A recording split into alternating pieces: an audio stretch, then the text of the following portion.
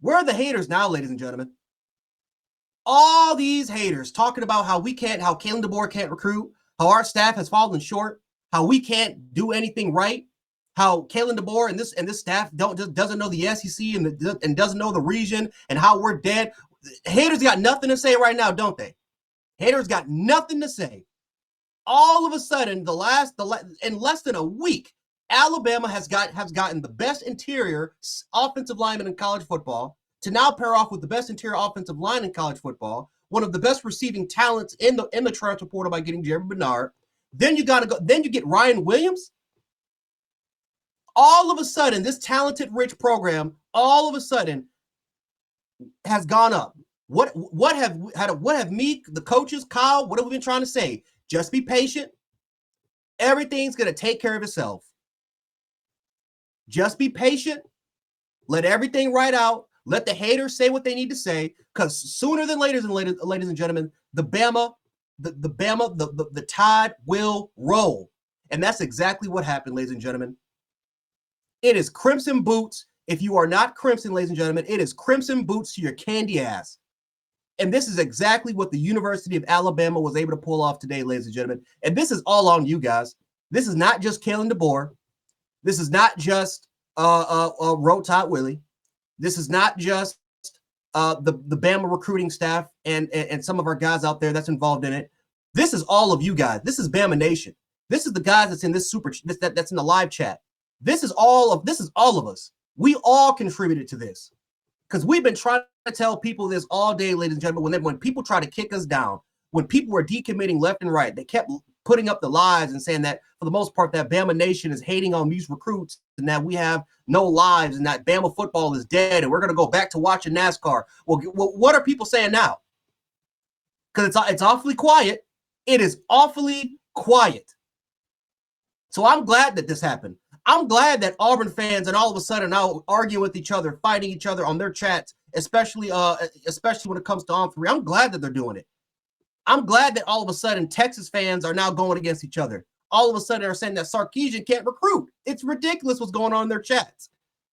All of a sudden it's a 360 where Bama's the one that's laughing at everybody. So I love it. I love it, ladies and gentlemen. And this is all coming together. What did we talk about yesterday? It's all coming together. It's all coming together full circle. Because what is going to happen when Jim Harbaugh takes that $15 million to $18 million job at the Chargers? All of a sudden, the players from Michigan are gone. What happens if they try to go after Brian Kelly? Brian Kelly will be one of the top candidates. He will be the top coaching candidate that everyone's going to try to get, who's going to buy out LSU, which, by the way, it's not expensive at all to buy out Brian Kelly. Brian Kelly goes to Michigan, and these LSU and the Matt Mosconas, all these LSU type guys that were laughing at Alabama, it all goes to hell. And then May 1st happens, when that spring portal hits, and it is an Alabama feeding. It is a Bama feeding frenzy. It is a Bama feeding frenzy. Nick Saban tried to warn people about this. He tried to warn people. He tried to do it a long time ago. He said, "Don't let Alabama get into this thing." Now, Nick Saban wasn't the type of coach that took fully advantage of the transfer portal, because why would he? We got the recruits. We got the 5-stars, the 4-star guys. There was no point. Of course, we got a couple guys here and there for the transfer portal, but it wasn't that big. It wasn't that important. But this is what Nick Saban tried to tell you guys. What Nick Saban tried to tell all of us for years was that if they had to do it, they don't have to, but if they had to go to that portal and get the players that they want to get, it's going to be over. And this is what's happening. On May 1st, when that portal opens up, when spring ball ends, watch what's about to happen. It is about to be. You ever seen Jaws? You ever seen Jaws when that shark was circling around that boat for days, weeks, until he finally decided to attack? That shark finally decided to say, you know what? The engine's off. The boat's not working. I can finally go in and I can attack. And that shark was able to do the damn job. Well, guess what's about to happen on May 1st, ladies and gentlemen? The University of Alabama, Road Tide, is about to do the damn job. If you are not crimson, ladies and gentlemen, it is crimson boots to your candy ass. And I have been patient. I haven't said a word. I haven't said that much on Twitter. I haven't been in engagement. And you should have seen the amount of people that got on me. The amount of fan bases from these Georgia fans, Tennessee fans, LSU fans, all these fan bases. And I've been patient.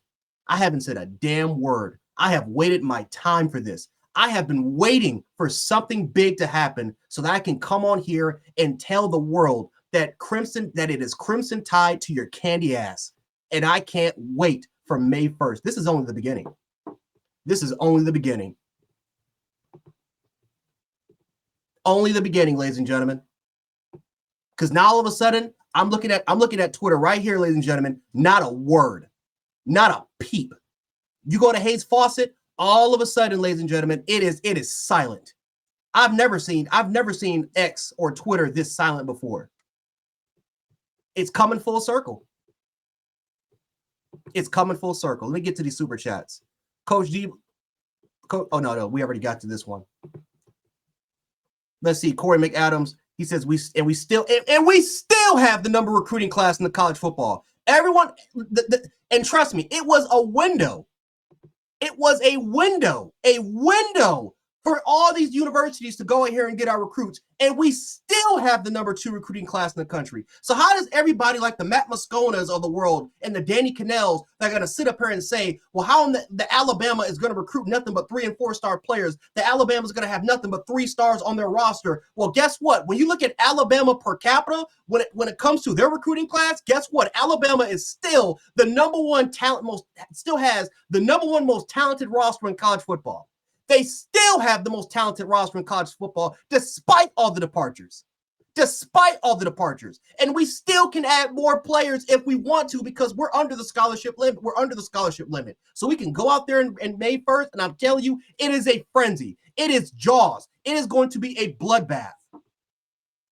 I've been holding my tongue for weeks, waiting for the perfect opportunity. And I'm so glad that Ryan Williams decided to do it in a day where it came out of nowhere. No one expected him to make this commitment this early. And I'm so glad that he did, because it will shut up the haters even more often. It will shut them up for even more. And when May 1st comes around, it is over.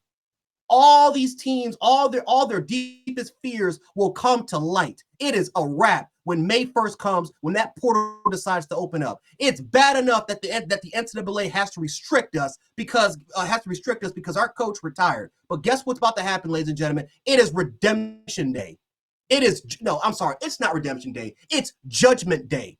It is Judgment Day on May 1st, ladies and gentlemen. In college football, it will fear, once again, the University of Alabama. If not, they're doing it right now. But May 1st, keep it on your calendars. Mark this on your calendars. It is Judgment Day coming soon for all the universities that have talked that crap about Alabama.